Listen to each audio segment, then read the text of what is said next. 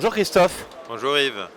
est-ce que vous pourriez nous indiquer les principaux faits marquants pour Morningstar depuis le début de l'année 2021?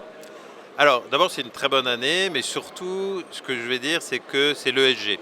Ça surprend personne. L'ESG, l'ESG, l'ESG, c'est la vraie lame de fond du moment. L'ESG chez nous, c'est d'abord toujours le rachat de Sustainalytics, donc ça date de juillet 2020.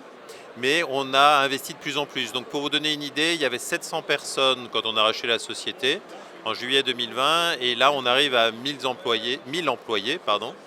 Et notamment, ils sont déjà 12 à Paris dans nos bureaux. Donc ça, c'est déjà une actualité importante. Bien sûr, c'est la réglementation aussi sur l'ESG.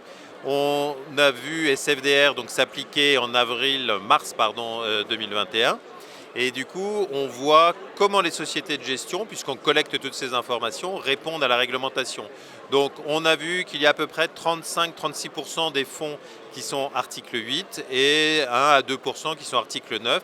Donc quelque chose qui nous a surpris quand même, parce qu'on est à 30, oui, je ne suis pas très bon en calcul, 37% on va dire, de fonds qui sont article 8 ou article 9, et on pense que ça va aller jusqu'à 50%.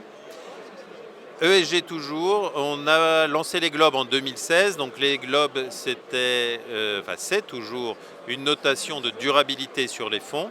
Et la nouveauté c'est que début novembre, on change de méthodologie et on va prendre en compte tout ce qui est dette Govise.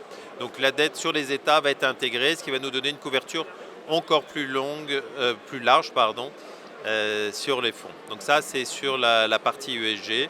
Et puis on voit, comme tout le monde, que l'on reprend les conférences, que l'on reprend les cocktails. Et donc ça, enfin, ça nous fait du bien. À Patrimonia de voir du monde.